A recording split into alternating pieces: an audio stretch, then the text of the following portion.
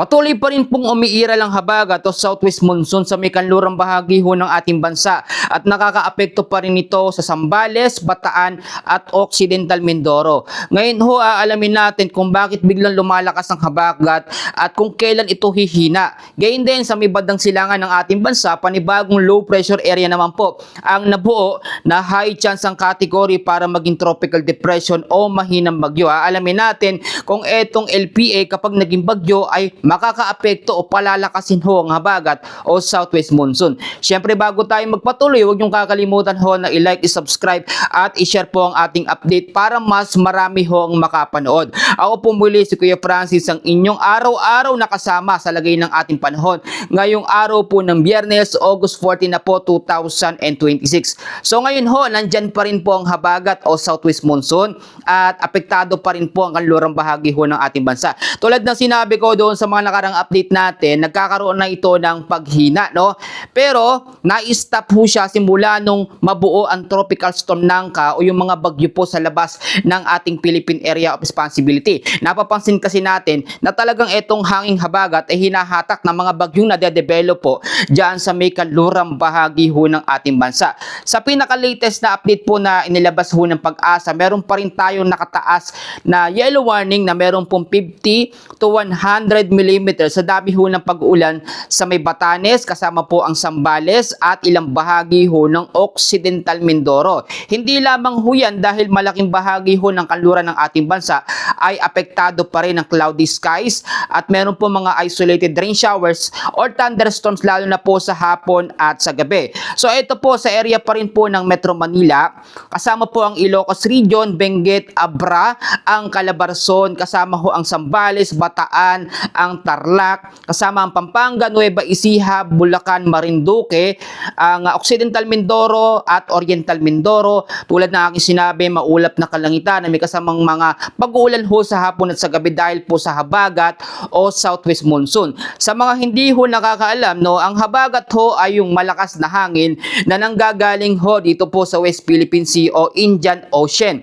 Yan po ay bumubugso. Kapag bumugso ang habagat, ay lumalakas yung kanyang hangin sa 62 to 88 kilometers per hour. Pero kapag normal lamang yung habagat natin, nasa 35 to 50 kilometers per hour lamang ang kanyang lakas. Kaya nga, pag sinabing umiiral po ang habagat, ang tatatak po sa ating isip ay pagbabaha o tuloy-tuloy po na mga pag-ulan. Kasi mas delikado pa po ang habagat sa mga bagyo. So, paano kung nasabing mas delikado? Ang habagat ho kasi, usually tumatagal ho yan ng 2 linggo hanggang sa 3 linggo at yung pinakamatagal umaabot pa po ng 1 buwan. Puro pag-uulan po yun. Pagbabaha, landslide, yan po ang ating iniiwasan kapag habagat season. Ang habagat season naman po ay nagsisimula June hanggang September. And then October naman hanggang February, amihan naman po. Pero dahil meron tayong outbreak po, no? O meron tayong update sa El Nino, ngayon pong nalalapit na October hanggang sa December, pwede hong ma-stop ng maaga ang habagat o pumasok po agad itong El Nino period. Ibig sabihin, medyo tagtuyot yung ating magiging panahon at hindi po mararamdaman ang amihan o ito pong tinatawag natin na malamig po na hangin. Sa ngayon naman po, no, sa nalalabing bahagi ho ng Luzon, dito po sa silangang bahagi po ng Visayas at ilang bahagi ho ng Mindanao, mag-ingat din po sa banta ng mga local thunderstorms. Ang local thunderstorms natin, tahimik lamang yan, pero nagpapaulan at bigla yung umaatake ho sa hapon at sa gabi. At meron tayong 2 kategorya ho ng thunderstorms. Merong mahina, tandaan nyo maigi, no? Kapag ang mga pag-ulan ay may kasama pagkulog at pagkidlat, at tumatagal lamang ng 30 minutes hanggang 45 minutes, yan ho ay mahinang thunderstorms. Yung malakas, yung tinatawag natin na severe thunderstorms na tumatagal ho ng 1 hanggang sa 2 oras at yung malabagyo ho ang epekto nito. Para din sa kalaman ho ng bawat isa, ito po, no, meron tayong iba't ibang kategorya ng mga bagyo na dapat po nating malaman. Hindi kasi pag sinabing bagyo, automatically super typhoon na o typhoon category na. Yan po ang nasa isip ng mga kababayan natin, no? Pag nakarinig ng bagyo, nako, may typhoon na, may super typhoon. Hindi po.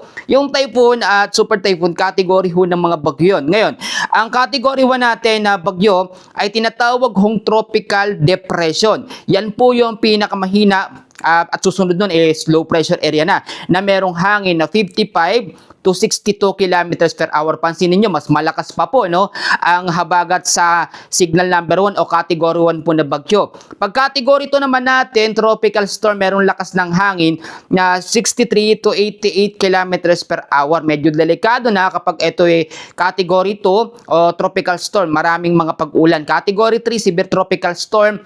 At ang category 4 at category 5 natin, typhoon at super typhoon category na sobrang lakas ng hangin na umaabot ho sa 185 kilometers per hour. Pataas na ho yan hanggang 250 yung pinaka-super bagyo na po talaga. Ito naman ho, kapag ka mga mahihinang bagyo from tropical depression, tropical storm, severe tropical storm, hindi ganun kalakas ang hangin pero sobrang dami ho ng mga pag-uulan na talagang mas lamang yung ulan kaysa hangin. Ang typhoon at super typhoon naman po, yan naman po hindi ganun karami ang ulan pero sobrang lakas ho ng hangin. Tandaan nyo mabuti pag mahinang bagyo, tropical depression, ang babantayan natin yung ating paligid, yung mga lugar na mababa, low-lying areas at yung mga landslide prone area. Kapag malalakas na bagyo, typhoon o super typhoon, yung bubong, yung taas ang ating imomonitor, no? Dahil may mga lumilipad na mga yero minsan, umaangat yung mga bubong natin dahil sa sobrang lakas po ng typhoon at super typhoon category. Ngayon, balikan natin yan kasi marami pa akong i-explain.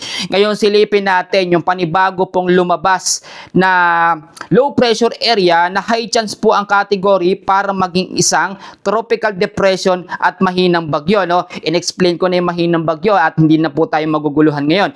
Ito pong LPA na ito ay meron pong lokasyon na 1,740 kilometers east of extreme northern Luzon. Bagamat ito po ay nasa high chance na, malapit na itong maging tropical depression. Anumang oras simula po ngayon, pwedeng na naging isang mahinang bagyo na ito o tropical depression na. Ngayon, ang pagkilos naman po nito ay pa-eastward. Magandang balita ho yan dahil papalayo ho ang direksyon nito. Hindi ito nakikitang papasok sa ating Philippine Area of Responsibility at kahit maging isang ganap ito na bagyo ay wala rin po itong magiging direktang epekto. So ano naman ang magiging epekto ng LPA na ito kapag naging bagyo na o tropical depression? Ito po, ang habagat kasi natin aktibo pa rin, nandyan pa rin yung pinakahangin niya. So kapag merong mga nabubuo pong bagyo, tropical depression, tropical storm sa kanlurang bahagi ho ng ating bansa, hinahatak yung habagat o southwest monsoon. Hindi naman sobrang lakas ng paghatak niyan, hindi kagaya ng Typhoon Dolphin o mga super typhoon, pero nagkakaroon ng pag-stop sa paghina ng habagat. Ang habagat po kasi ganito, no? Humihina ang habagat kapag wala pong bagyo na nabubuo, lumalapit sa ating area o sa ating par sa loob ng 5 hanggang 7 araw. Matik ho yun, hihina po talagang habagat. Kasi walang magti-trigger sa habagat para mas lumakas siya o mag-circulate. Pero kapag mayat mayay kada araw, kada makalawa, may mga bagyo, tropical depression, low pressure area na nabubuo, naihinto po ang paghihina ng habagat. Kaya nga, kung mapapansin nyo, may mga pag-uulan pa rin at pwedeng mas tumagal pa ito hanggang sa katapusan pa po ng August o pinakamatagal na ho siguro yun. Pag-pray natin na wala ng bagyo na dumating. And dahil doon sa nilabas ho ng Pag-asa na tinatawag ho natin na tropical cyclone threat potential, may nakikita tayo na LPA na mabubuo po at papasok sa ating Philippine Area of Responsibility sa pagitan ho ito ng August 19 hanggang sa 25, do medyo matagal pa naman pero kinakailangan na po natin paghandaan yung mga paparating na sama ng panahon. At yung sinasabi naman sa update na bagyong Neneng, wala pa pong nabubuong bagyong Neneng kasi clear pa tayo ngayon sa bagyo. Yung mga bagyo kasing nabuo, nasa labas lang ng ating Philippine Area of Responsibility tulad na lamang po nung Tropical Storm Nangka, yung Tropical Storm Chanhom, yung mga international name po yun ha. Kapag ang bagyo ay nabuo sa loob ng ating bansa, papangalanan po itong Neneng. Then doon magsisimbola yung alphabetically natin. Kaya wag ko yung maguguluhan kung ba't sinasabi nagbabago yung pangalan ng bagyo. May mga international name po kasi yan. So tulad na aking sinabi, itong LPA na high chance, kapag naging tropical depression, hindi papasok sa ating Philippine Area of Responsibility. Pero maging alerto pa rin tayo sa mga susunod na mga araw dahil may posibilidad dyan pa rin sa may bandang silangan po ng extreme northern Luzon ay may mabuo na naman po na panibagong sama ng panahon o panibagong low pressure area na katamtaman ng tsansa para maging tropical depression o mahinang bagyo. Ang nakikita naman natin dito, kapag humina ng habagat, babalik naman ang epekto po ng easterlies o malinsang hangin na nanggagaling ho sa may karagatang Pasipiko. So pag may easterlies tayo, ganito ho, mas aktibo ang mga local thunderstorms dahil nga sa moisture na nanggagaling ho sa lupa. Alam nyo, kung papipiliin kayo, kung gusto nyo habagat o itong easterlies, malinsang hangin, doon tayo sa malinsangan na. Kasi ang habagat ho nakakatakot. Nandyan lang siya, no? Mahina lang naman yan. Pero kapag may mga bagyo, doon siya lumalakas. Nagkakaroon siya ng tinatawag natin na enhancement o rapid intensification. At ayaw naman po natin na lagi na lamang po nasa peak o nasa kalakasan pong habagat o southwest monsoon. So bago tayo mag-summary sa ating update, bigyan ko kayo ng mga paalala. Uulitin ko yung mga low-lying areas sa Metro Manila, sa Visayas at Mindanao, wag pa kampante porkit hindi naabot ng habagat, no? May mga local thunderstorms na pwedeng magpaulan, lalo na ho sa Eastern Visayas, yung parte ng Leyte. May mga kababayan tayo dyan nagsasabi, napakainit daw sa amin. Pasensya na ho, hindi kasi kayo naabot ng habagat, pero kung naabot ng habagat o mas kumalat dyan, for sure makakaranas po ng mga pag-uulan. Low-lying areas, mag-ingat pa rin sa banta ng mga pagbabaha. Mga basura, wag itapon kung saan-saan, isegregate sa maayos na tapunan para hindi nakabara sa kanal na siyang nagiging main cause minsan ng biglaang pagbabaha o pagtaas ho ng tubig. Pangalawa, dapat meron pa rin tayo tinatawag ho na go bags na merong laman na tubig, no? May pagkain, meron pong cash, may flashlight, may pito para in case of emergency, meron tayong huhugutin on the way agad, no? Hindi yung maghahanap pa tayo, mangunguha pa tayo kung saan-saan. At kailangan din yung mga dokumento, importanteng gamit, mga papeles, ilagay ho sa mga lugar na hindi mababasa. Hindi porket humihina ng habagat, ibig sabihin wala ng mga pag-ulan. Tandaan nyo, ang habagat nandiyan lamang yan, nakaabang yan, kung sino ang magpapalakas sa kanya na bagyo. Sa ngayon, etong panibagong LPA na high chance ng kategorya, nakikita natin na posibleng magpalakas ulit sa habagat. So, ibig sabihin, pwedeng mas mapatagal pa ang pamamalagi ng habagat sa kanlurang bahagi po ng ating area. So, yung isang paalala ko ba, lagi ko sinasabi, mag-stock din po ng pagkain na tatagal pa po ng pang-ilang araw. Kung ano lang po yung kaya natin, hindi naman kailangan na super grocery o kompleto yung ating stock, no? Kailangan kahit may bigas, mga delata, yung matagal masira kasi talagang mahirap labas ng labas kasi mayat maya mga pag-uulan.